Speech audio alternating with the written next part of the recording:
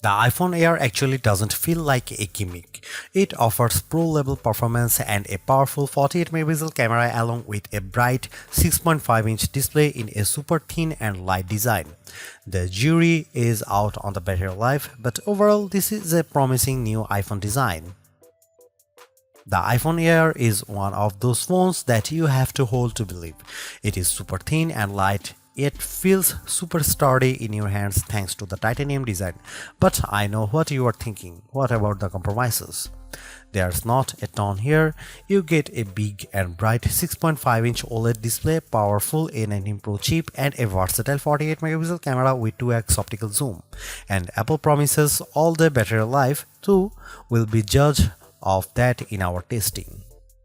There are some trade-offs when you compare the Air to the best phones. You don't get an ultra-wide lens, and the iPhone 17 Pro and Pro Max have better cameras. But for $999 the iPhone Air could hit that sweet spot for lots of buyers who want incredible portability paired with pro-ish performance. The iPhone Air starts at $999 for 256 GB of storage.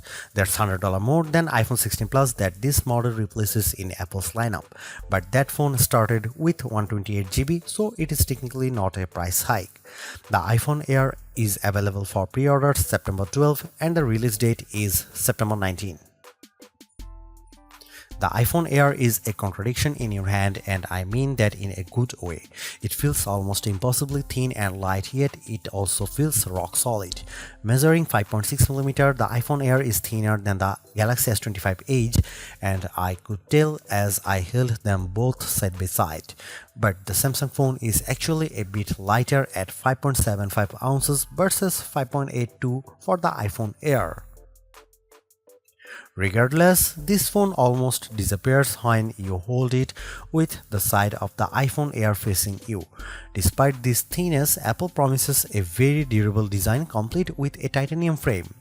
To help your investment last, the iPhone Air features a Ceramic Shield 2 front cover with 3x better scratch resistance, and the back also uses Ceramic Shield for 4x better resistance to cracks.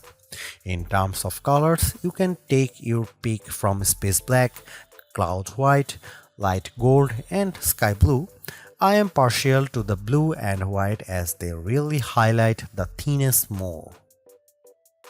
The iPhone Air makes do with a single rear camera, but it's fairly versatile. The main 48-megapixel fusion camera gives you the equivalent for 4 lenses, including a 2x optical quality zoom. The camera samples on display looked impressive, but I look forward to really testing this camera out. The iPhone Air also gets an updated photonic engine that promises to capture better details and color, and the large sensor should capture quality shots in low light. The 18-megapixel center stage front camera doesn't just give you more resolution than the previous 12-megapixel front camera. The square sensor is smart enough to know when you have more people in the frame, automatically switching from portrait to landscape mode on the fly without requiring you to hold the phone any differentially. It was pretty cool to see it in person. The iPhone Air is powered by the A19 Pro chip, which is the same chip inside the iPhone 17 Pro minus 1 graphics core. You get a 6-core CPU and 5-core GPU, so you should be able to play demanding games without a problem. What you don't get versus the iPhone 17 Pro and Pro Max is the sustained performance afforded by the vapor chamber cooling system that's now in the Pro models to keep those phones from overheating. However, the iPhone Air does pack in a lot of other advanced technologies, including the new N1 networking chip that houses the Wi-Fi 7, Bluetooth 6, and Thread connections. Plus, the iPhone Air boosts Apple's new C1X modem, which promises 2x faster connectivity than the previous C1 inside the iPhone 16e. The good news is that the iPhone Air promises all-day battery life, but you shouldn't expect the same level of endurance as the regular iPhone 17 and 17 Pro or Pro Max.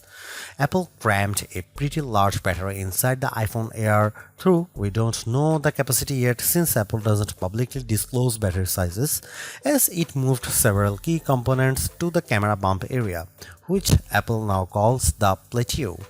And thanks to the adaptive power mode in iOS 26, the iPhone Air should be able to help you conserve juice over time as it learns your battery consumption patterns. The iPhone Air is rated for 27 hours of video playback, which is 3 hours less than the iPhone 17 and 12 hours less than the iPhone 17 Pro Max. Apple sells a slim MagSafe battery pack for the iPhone Air that brings the endurance to 40 hours, but to me that defeats the purpose of carrying around a thin and light phone. The iPhone Air is more than just another thin phone. It promises flagship level performance in a design that feels almost impossible. I am particularly impressed with how durable this handset feels, and I'm sure there will be lots of band tests coming out soon to put Apple's claim to the test.